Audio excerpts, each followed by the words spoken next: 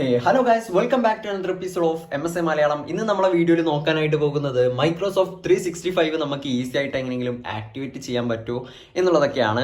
Educational purpose video. So let get started. അതിനുവേണ്ടി ആദ്യം തന്നെ ഞാൻ മൈക്രോസോഫ്റ്റ് 365 ഓഫീസ് ഡൗൺലോഡ് ചെയ്യാണ്. നിങ്ങളുടെ ആദ്യം ഉണ്ടെങ്കിൽ പ്രശ്നമില്ല. ഓക്കെ, ഡൗൺലോഡ് ചെയ്ത ശേഷം നമ്മളുടെ സെർച്ച് വിൻഡോയിൽ വരുന്നു.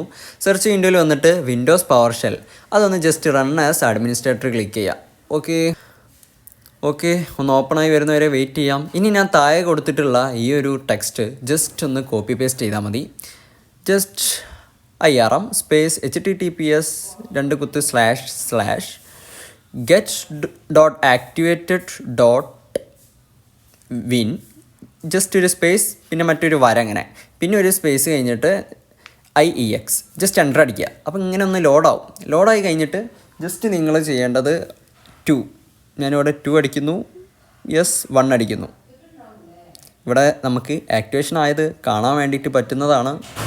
യെസ്, ഇനി നിങ്ങൾ എൻജോയ് ചെയ്യുക. ഓക്കെ,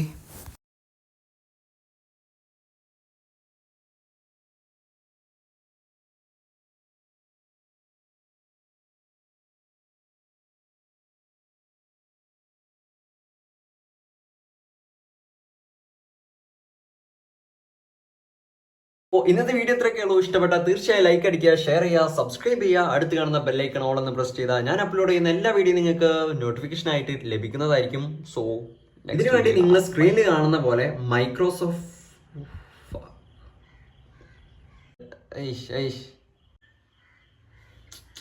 നിങ്ങൾക്ക് നിങ്ങളുടെ മൈക്രോസോഫ്റ്റ് 360